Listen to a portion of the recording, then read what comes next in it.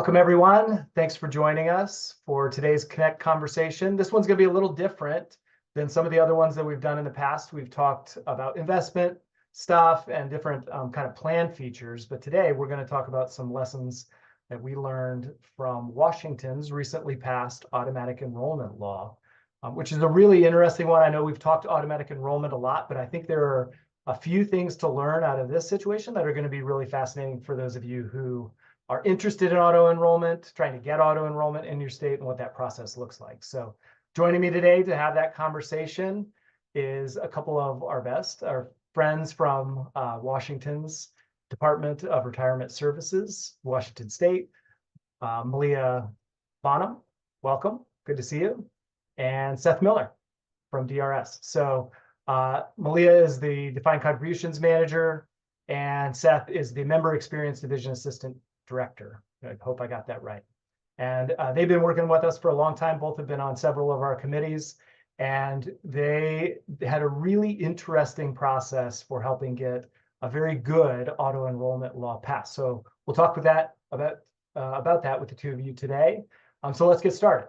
I think first, if we could, can you just start by talking a little bit about what auto enrollment has looked like in the state of Washington? Because you already had it before this law, you had it for your plan. So can you explain that a little bit, Seth, just how it's evolved over time? Yeah, so since 2017, all state employees and higher education employees have been automatically enrolled into the state's offered 457 deferred comp plan at 3% of salary. And that took a couple of goes through the legislative process, but yeah, since 2017, we've had really good success. Over half of all, actually, it's now almost 2/3 of all state employees are now in DCP because of auto enrollment. Okay. And your structure is a combined structure, right? You have a 401A plan as well as the 457? Yeah, so we're the administrator for almost all pension plans in the state. Okay. So we have just under 1 million total customers, and about 1,400 employers participate in the pension plans, and about 800, almost 900 employers participate in the 457 plan. Okay, so a big plan. That's a pretty big plan. Yeah. And what was it that kind of pushed you in the beginning? Was it just the general, like, we need to get more dollars in the plan? It's a hybrid plan. What were some of the drivers in that original law back several years ago? Yeah, so prior to 2017, I think the average age of people that participated in our 457 plan was over 55. Oh, okay. It was a lot of people who end of career, looking to catch up on savings, or looking for high earners who were looking for tax deferrals. Right. That was the primary group of folks that were participating. What we've seen since auto enrollment went into place, so prior to auto enrollment, about 3 or 4% of people were participating in DCP. Like I said, now we're up to 60%, over 60%. We've actually found now more new employees increase their enrollment than were even choosing to enroll prior to auto enrollment. So it was just, once we got people in the plan, they wanted to be in the plan, they were excited about it. They just didn't want to have to fill out the paperwork, or they got busy when they were a new hire, just like you've seen with all the research with auto enroll. So it was a big push for us. We know for most of our folks, pensions and Social Security are helpful in their retirement, but maybe not totally sufficient. So that was a big push for us, was to fill out that third leg of the retirement stool. Okay, so that makes sense. That was your 2017 effort. And was that your office that was really trying to push that through? Yeah, so the Department of Retirement Systems, we are just the administrator for the plans. We don't have any investment responsibility, and we tend to try to be a fairly neutral administrator of the plans, not advocate for one policy over the other. But yeah, we pushed for a couple of legislative sessions to get auto enrollment into DCP. It's we were doing a lot of things to try to promote the plan, make the enrollment process easier, marketing, graphics, and we just weren't moving the needle at all. And we knew from all the research that automatic enrollment was really the way to go. And so we pushed for it. The first year, there was a lot of resistance in different corners, or concerns that this was a move to get away from pensions Yeah. broadly. And the second time around, we had done a little bit more stakeholder work and really tried to explain to folks that this is just supplementary savings. People can still opt out of the plan. The pension is still a key component of everyone's retirement income for our customers. Yeah. Yeah. Well, I think that messaging, and we'll talk a lot about that in this effort, is really important. But so you had some level in the state plan. So why go through this again? So can you explain a little bit, and maybe Malia, you can do this, explain a little bit what you were trying to achieve with the new law and why you both thought it was worth kind of diving back into the legislative process. Yeah, no, that's great. And in the original law that actually passed, the 2017 law, we very specifically wrote into there that if you were a local government who wanted to do auto enroll in the state plan, you could. Unfortunately, that came off as, well, if it wasn't the state plan, you couldn't, especially with anti-garnishment laws. And so a lot of cities and counties really, were legally advised that they couldn't do auto enroll because the law didn't allow it in the anti-garnishment laws. And so a lot of them were having to go through, King County is the big one that I think of. They were collectively bargaining with every union that they had to get auto enroll for those, but then they couldn't do it for non-represented. And I honestly didn't even know it was an issue when the original law was around until I went to go work for the city of Seattle in about 2018. And they were like, what's going on with that auto enroll? You guys gonna fix it for us? And so that kind of started the seeds in the conversation. And then when I came back last year to DRS, and a little bit before I came back, actually at a NAGDA, Seth and I had talked about what we could do to adjust that law to make it really clear that, if you administer your own plan as a local government, we want you to be able to have this feature as well and have it as an option that's available to you, not force it upon them, not force them into our plan, but to let them have it as one of the features in their own plan design. So that wasn't the intent with the original law then, to try to get people to come into the state plan. That was just kind of an accident of language, essentially. Okay. Well, that happens, right? And you kind of see that not every law as it gets through is perfect, but you do have to start somewhere and get that process going. And what we hear from our members the most is, where do I even start? How do I even, what is step one in that process to even get this conversation going? So obviously you had a little experience from 2017, but where did you start? What were those first conversations that you had? So I would say, so it was in this year's 2025 legislative session, but stepping all the way back to a year ago is when we really started having conversations with stakeholders. I had talked to Seth. Seth worked with our legislative director at the time. And we kind of talked to different legislative groups like the Washington Association of Cities and Counties and places like that to see and kind of inform them this is something we want to do. What was really helpful is King County, their legal counsel had taken a stab at what they felt was a good draft for amending the bill language. And then we just kind of teased it, massaged it a little bit, added a few things. And so having sample bill language that when we started having these conversations, I think was super helpful. Seth, I don't know if you want to add anything to that as well. No, I think you got it. Did you work with them at all on that, or was that something that they had tried to do themselves from the county level, and then you just took that and kind of ran with it?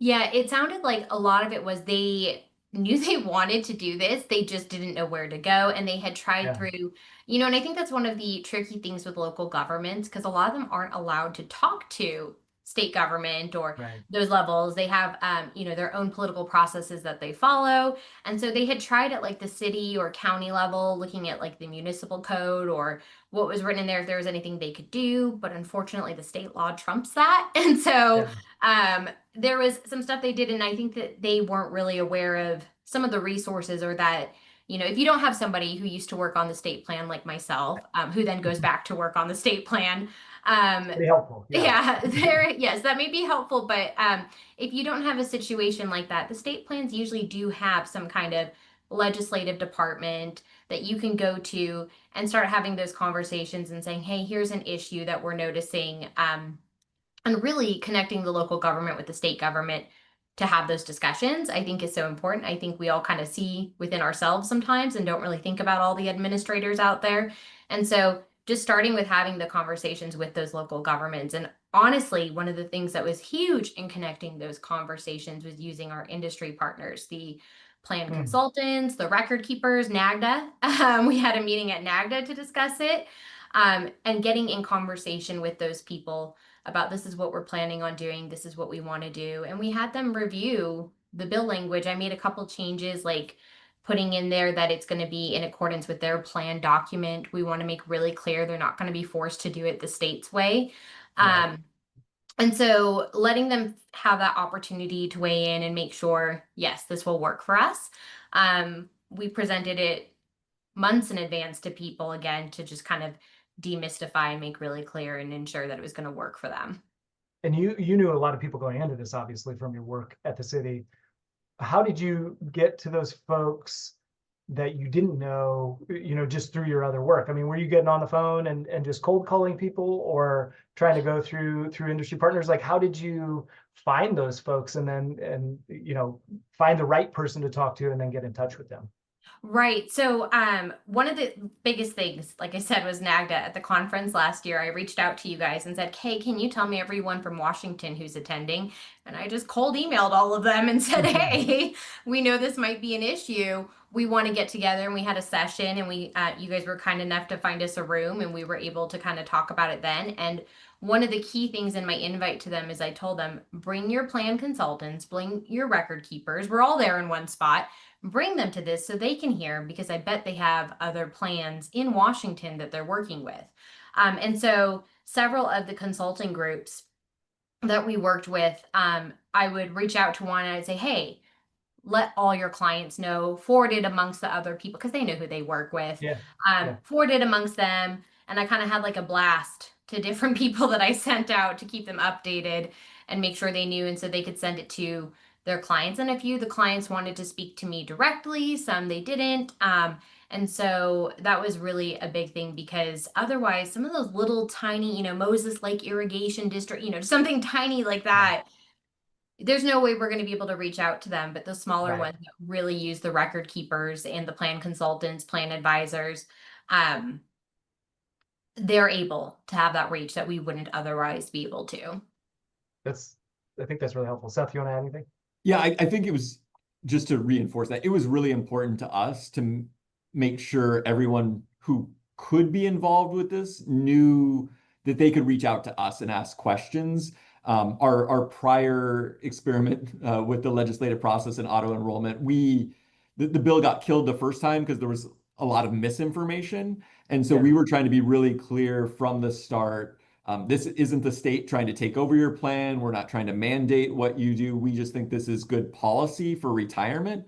In the long run, maybe it's beneficial if a person is saving with their employer plan and then they use that to buy credit in the pension system down the road. Maybe we do have some long-term benefit out of it, but in general, we want to promote retirement security for everybody, and we think this is good policy.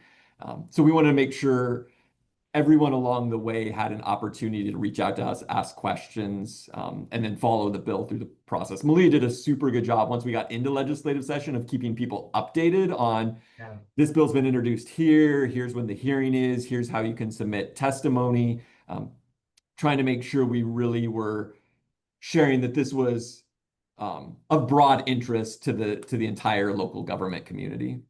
And I think the communication is really important on this. And you mentioned it a little bit. I mean, it's not top of mind for a lot of people, right? When you're trying to find, I assume, a state legislator to help you get this bill introduced, they're going to go, what are you talking about? What's a 457 plan, right? So how did you approach the communication part? Because there is that thought process of like, oh, this is pensions getting, reduced, or this is, the state plan trying to somehow force us all into their plan. How did you approach that communication piece to try to make sure that everybody understood what exactly it was that you were trying to do? I mean, I think we first benefited from the success that we'd already had with auto enrollment. So when it came up in a legislative hearing, one of the legislators very quickly asked a question that he already knew the answer to, but said, people can opt out of this, right? And made sure everyone in the audience and his fellow legislators understood that process. So that was really key. I think one of the biggest things that we did is try to find the best sponsor of the bill that we could, someone who really understood retirement issues. Also being the pension system, we know a lot of legislators who have more interest in retirement issues. And so we reached out to a few of them. And we were, I think, very fortunate. Our prime sponsor, his day job as a firefighter. He's very interested in retirement at large. And so understood the importance of local government and people having additional retirement savings options. So that really felt like it helped grease the wheels. By the second meeting I had with him, he indicated everybody's in support of this. This is going to move forward. We're not worried about it. So as much as Malia and I were worrying behind the scenes, at every legislative deadline, we felt confident that we had talked to the right people and continued to stay in contact with them throughout the process. And like I said, it was really helpful having the local governments sending letters of support, keeping it front of mind during the legislative process. And one of the things that you and I talked about that I think is really interesting about this process is that you have auto enrollment. There are things you would like to change about your auto enrollment. You could have used this bill to try to do some of those things, but you decided not to. But why did you do that? Explain that process to me, because I think this is a really subtle point that can really help some states understand how to be successful in this effort. Yeah, when about a year ago, when we were starting kind of the beginning of what is this bill going to look like, what are we going to actually present, Seth and I kind of went back and forth, and we were like, if we could change that 3% to 5%, that would be great. We would absolutely love that. But, we had to take that step back and be like, let's make this as non-controversial as possible. The more controversial it is, the more likely it's to get killed, or sometimes mysterious legislative language gets added on. And so we thought, let's just keep it as simple as possible.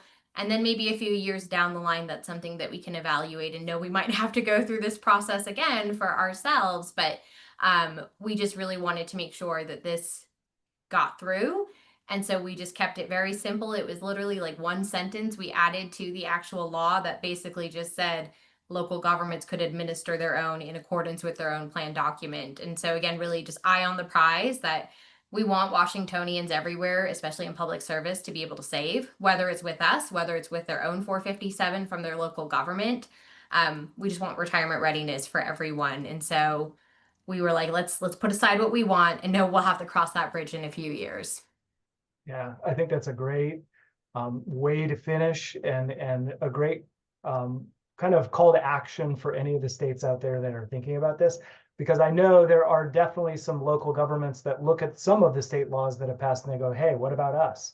How come we got left out of this? And I know that it's very hard for the states sometimes to advocate, beyond your own plan and to really, think about the entire state and all of the governments in it.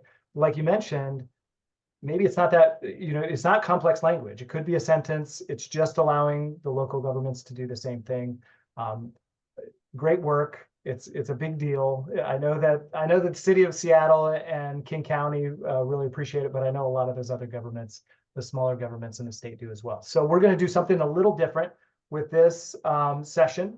We are also going to have a peer-to-peer conversation. So if you're a plan sponsor and you're interested in this topic and you want to talk to Malia and you want to talk to Seth about, how did you do this? And here's what my situation is. We're going to set that up. That'll be part of this recording. When we send it out, there'll be information on it. You can register, and we hope to see you there. So I think our time is up for today, but really appreciate both of you hopping on. It was great to see you again. Thanks a lot and enjoy your day.